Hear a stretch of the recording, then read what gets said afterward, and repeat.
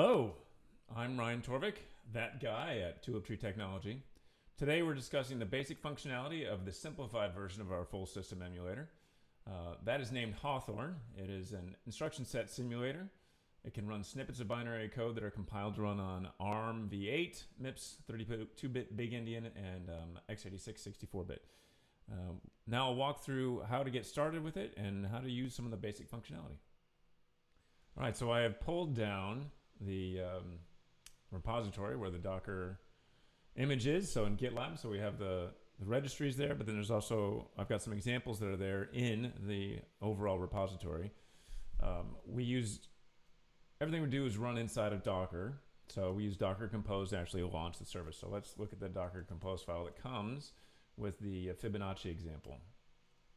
You'll see that the registry is and the image is here in this registry, so when we go to run this, it'll pull down the latest version of that, if it doesn't already. And then we forward this port 10314 so that we can expose our REST API to the outside world. And then we're mounting the Fibonacci directory in there, which has the files we need to actually run the test with. And if we do a find on Fibonacci, you'll see that there's a bin, there's a binary file, and there's a YAML. And we'll see what that YAML looks like in a little bit. So I just do Docker compose up. And there we go. I've already downloaded it, so it's there. And we are running, you'll see it's got some servers that are running. We're running everything in Rust, so we're using Actix for the web servers. And we've got a couple threads that are up and running. So we'll go and switch over to the web browser now. All right, so since we're running in a Docker container, everything is done through a REST API. So we can interact it with the web browser, and we also have a Python interface. We're going to demonstrate using our web interface today, but we'll go over the Python interface some other time. So we take our web browser of choice. We're using Chrome for this one, but Firefox, Brave, Safari, Internet Explorer, whatever you want. And we point it at that port that we forwarded earlier. And we've got our projects list here. So for this, we only mapped in one project. So Fibonacci is the only project we have mapped in. And so we can see. So there's the name of the project. There's the architecture. This is that YAML file that we had on disk. And then it's got this binary that we have here too. So we can look, actually, let me bring it up, reset the layout. So it's all new. So we've got our disassembly here. We can look at the processor. It's got registers of the processor. We do not have any I/O at this time, so we're just going to ignore that for now. And then we've got, we can also do memory for the processor. Because this is a full system emulator, we actually have what we are calling a device tree setup, where it actually shows like here's the processor and here's the different things that are on the bus, on the system bus. So, but in this situation, we just have a processor and we have RAM. So there's nothing much to it, but that's why you see a bunch of different devices in there. You can look at the memory from RAM standpoint or from the actual memory device itself. We have different ways of looking at it, but in the instruction set simulator, it's pretty much everything's the processor's everything. So disassembly is here. You can see like here's the first instruction, second instruction, but this is just a block of like, okay, these are just the next, 20 bytes or 40 bytes or whatever of instructions. We also have what we call a predictive disassembly box. Let me put this up here, just because I like to look at it this way.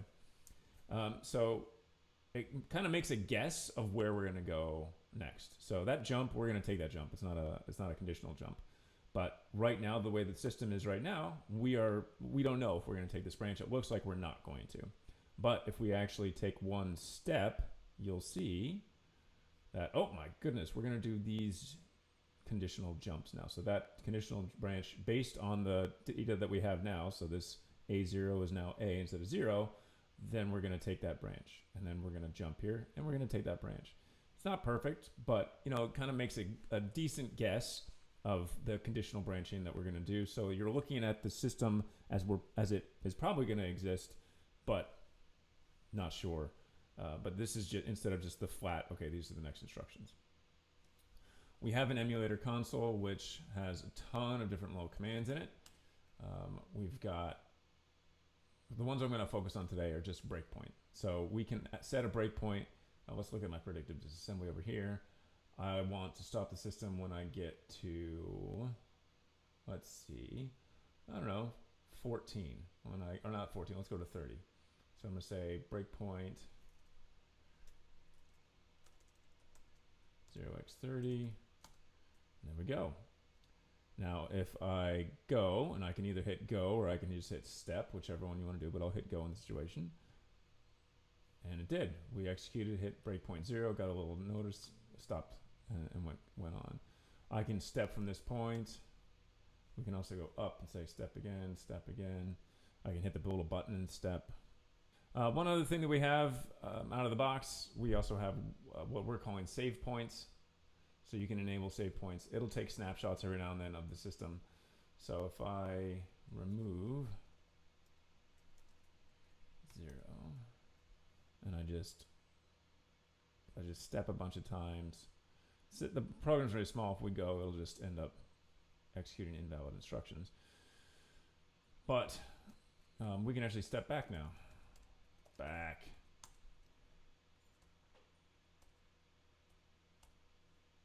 So we can actually step back to a previous instruction and go back in time and see how the system's working. The other thing one of the things we like to do also is you can edit these. So you can set A0 to be 5 instead of 4. And then we go up here and click on the little save button and it's saved.